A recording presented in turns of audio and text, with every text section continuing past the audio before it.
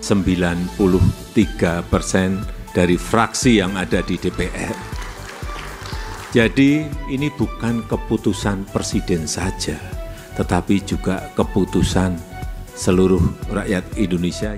Rocky Gerung harap Jokowi jujur soal proyek IKN.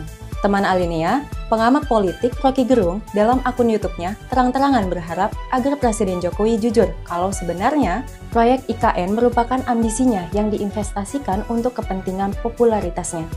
Rocky mengatakan Jokowi juga berbohong dengan mengatakan proyek IKN adalah keinginan rakyat. Padahal survei yang dibuat Kompas beberapa waktu lalu menunjukkan kalau 80% penduduk Indonesia tidak menghendaki IKN. Rocky menyebut hingga ujung masa kerjanya, Jokowi masih berjualan tentang IKN. Tetapi semua orang tahu kalau yang dikatakan sebagai investor asing merupakan MOU yang masih bisa dibatalkan karena investor menunggu pemerintah berikutnya. Saya sering mendapatkan tamu, Perdana Menteri, Presiden dari negara lain. Yang saya sering risau itu kalau sudah bertanya, masuk ke istana di Jakarta. Presiden Jokowi, waduh istananya bagus ya, indah. Saya mau jawab apa ya? Iya, memang bagus, memang indah.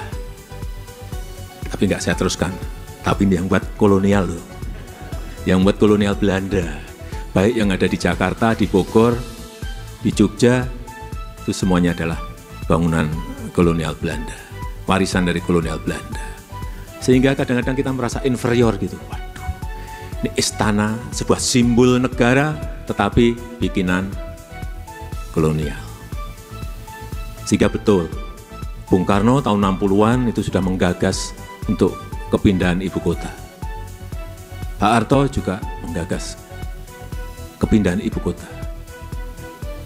Kalau saya itu hanya mengeksekusi. Gagasan itu sudah gagasan panjang, sudah lama. Kemudian kita cek lagi saat itu, setelah dilantik 2014, saya memerintahkan kepada Kepala Bappenas untuk dilihat lagi gagasan-gagasan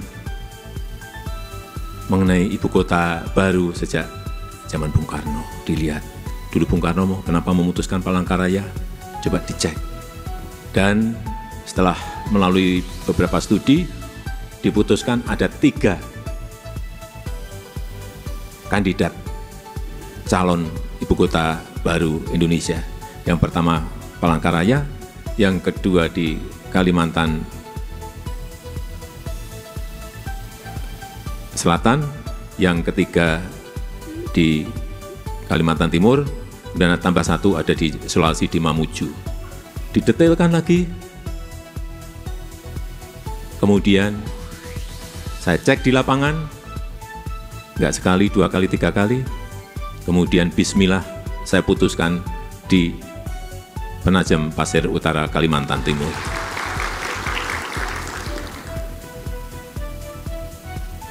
Sebuah keputusan yang tidak mudah, tetapi itulah yang sudah kita putuskan.